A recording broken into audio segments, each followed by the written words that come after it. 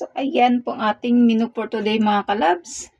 Ayan, meron tayong pichay, daun sili, and meron tayong, ayan, bawang, sibuyas, luya, and ang ating pinalambot mga kalabs. Bida sa lahat. So, very healthy and more collagen. Paa ng manok. Shout out sa kumakain po ng ating menu for today. At sa hindi kumakain, ayan super healthy mga kalabs. So, yan ang kanyang laganuhan natin, pinagkuluan. So, gagamitin natin yung kanyang sabaw. Ito yung ating pangsabaw mga kalabs kasi masarap po yan. Galingan dito. So, ayan. Gigisa muna natin yan mga kalabs kasi pinakuluan lang natin siya na mayroong asin. So, di pa siya, tula pa siyang timpla. Actually. So, ayan. So, ayan. Igigisa po natin siya para mas masarap mga kalabs, mas malasa. Ayan. So, ayan. Let's cook mga kalabs. Gisa-gisa po tayo. So, ayan. Meron natin kawali and mantika mga kalabs. So, igigisa muna natin ang ating mga sangkap. So, kasi ginigisa mga kalabs. Sa bagay, sa iba kasi pwede na siya direct mga kalabs. Lalo ang ating malambot na. Gusto kasi gusto ko iisa para mas malasa siya mga kalabs. Diba? Yan, brown na ang ating bawang. So, datin sibuyas. Si Labs ko sana magluto nito mga kalabs. Kasi si Labs yung lagi nagluluto. Pero ito so kay Labs ko na ako ang magluluto para sa kanya. Ipagluluto ko naman siya.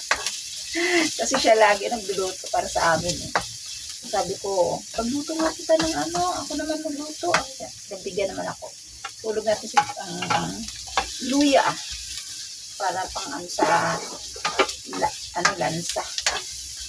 So, lang natin siya. Tuloy lang natin siya maigit para lumasa. Masarap din kasi magluto ang Labs ko. Ako minsan-minsan ako nagluluto. Pagka meron akong gustong lutuin, ayun.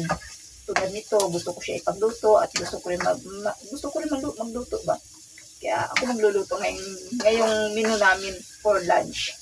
Kasi gumagawa siya dun sa kabilang bahay. Nag-electrical siya doon sa aming bahay. Hindi na siya kumuha na mag-electrical. Siya na naggagawa. Kaya sabi ko ipagluto ko siya ng masarap na sabaw. At ito ang ating bida. Paa ng manok. Bida sa lahat.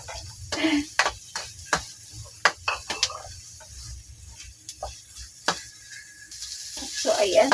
Okay na. Ihulog na natin ang ating ayan. Bago natin siya sangkutsa muna natin siya maigi mga kalabs. Ng luya. Ito yung gusto mga kalabs. Lalo pag adobo mga kalabs. Ang sarap din ito. Papakin lang. Very healthy din po ito mga kalabs. Kaya gustong gusto ko rin ito. Kaya papakin lang siya. Sarap. Papak ulam. Oh, wow. Sarap talaga.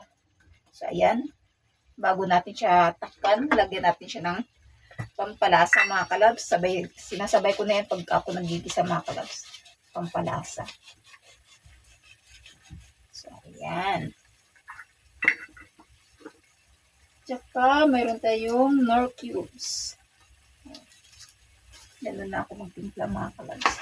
Hindi mo na ako maglalagay ng salt. Kasi umalat. Ma-reject tayo ng Labs. Imbis mag-enjoy ang Labs ko sa aking niluto. Mawalan ng gana kasi maalat. Kasi ayaw niya kasi mga kalabs maalat. Kaya sabi niya lagi sa akin, okay lang tumabang, wag lang umalat. Kasi ang tabang pwedeng gawa ng paraan pag umalat, hila na daw paraan. Kaya yun. So, ayan, tatakpan lang natin mga kalabs. At ayan na siya.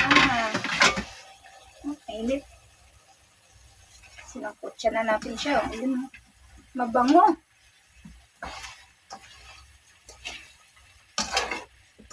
Yun ang gusto ko sa ano, pag nagigisa.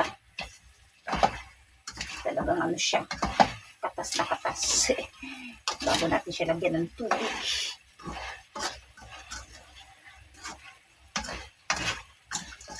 Ayan.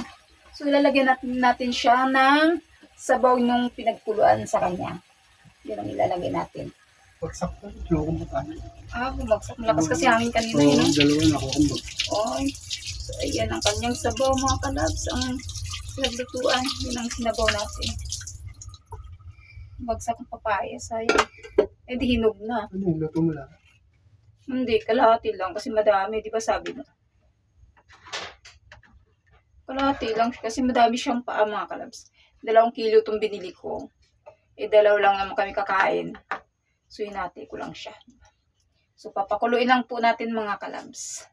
Para na. Bago natin ihulog yung mga gulay. So, kumukulo na. Hulog natin ang ating papaya. Hinog na yung ating papaya mga kalabs. So, yan ang masarap sa tinola. Hinog yung papaya. Manamis-namis ang sabaw. Bumagsak siya eh. Dalawang piraso daw bumagsak sa lakas ng hangin kanina. So, ayan. Natinula siya tuloy. So, ayan. Lambutin lang natin yung papaya.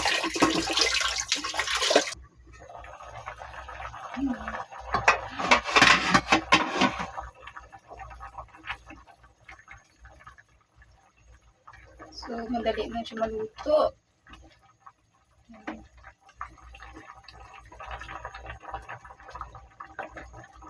Tikman natin.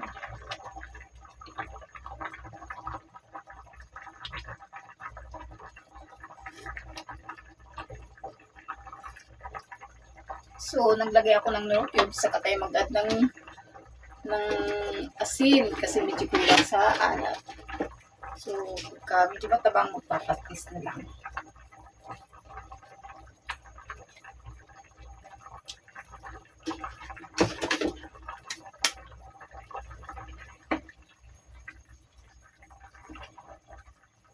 Ang lakas ng ulan kanina. Grabe, sinabayan pa ng malakas na hangin.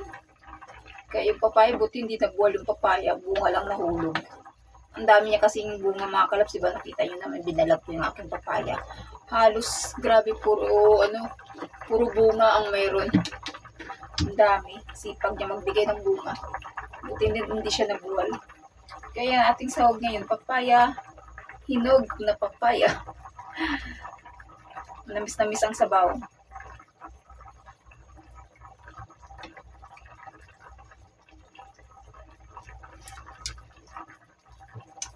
Yun, sakto lang sa lasa. So, magpapatis at ano lang, sili ang labs. May hulog natin yung gulay. Kasi medyo matigas pa yung papaya natin. Pero yung paa, malambot na kasi pinir-sure cooker natin yan eh. So, parang paanin natin, konti pa. Para lumambot ang papaya.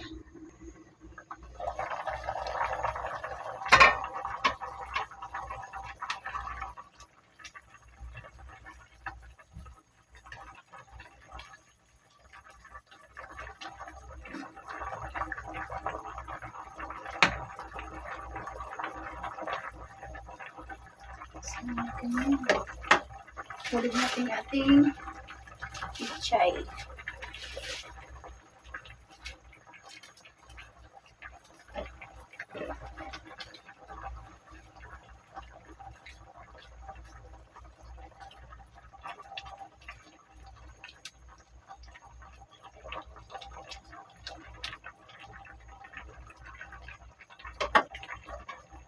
Pa lang natin. Bago natin ihulog itong aking dahon sili. Ang dahon sili kasi mas mabilis yan. Kahit pakulo lang siya, hayaan na lang. Pusan na lang siya maluluto. Unlike sa pichay, medyo matigal-tigal konti. So, ayan, habang tayo ng ating mga gulay, nagpapalambot mga gulay, nais ko lang po magpapasalamat po sa inyo mga kalab sa suporta niyo mga kalab sa aking channel, Ronalyn E. Vlog.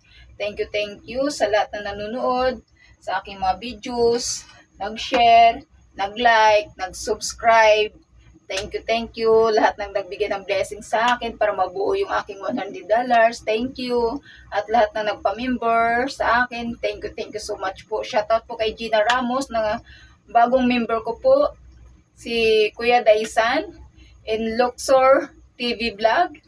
And then sino pa ba yung si Sally Verano, shoutout sa aking mga members mga kalabs. So ayan, baka gusto niyo rin po isa sa maging members ko mga kalabs, welcome po kayo sa aking channel mga kalabs.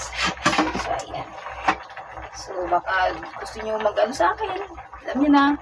At si si Lynn Channel, yan, bagong member din sa akin.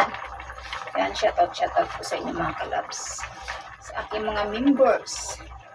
So, syempre, pag members, ibigyan natin ng yan, reward. Anong reward? Ito, shout out.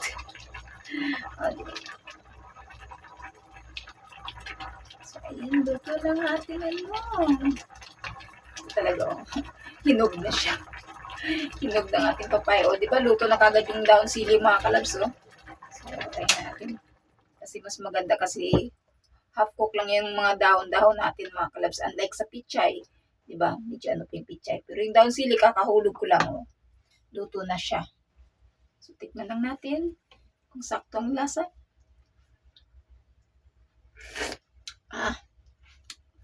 Sarap! So, pwede na wala na masasabi ang labs ko dito. Labs! Patikman ko lang kay labs para sigurado. Sigurado tayo mga kalabs. Tingin, saan ba si labs ko? Ay, wala pala, busy. Busy pala si labs. Okay na yan. Sarap yan. Ako pa. Magaling ata ako magluto nito. Mas magaling pa kaya ako sa inyo.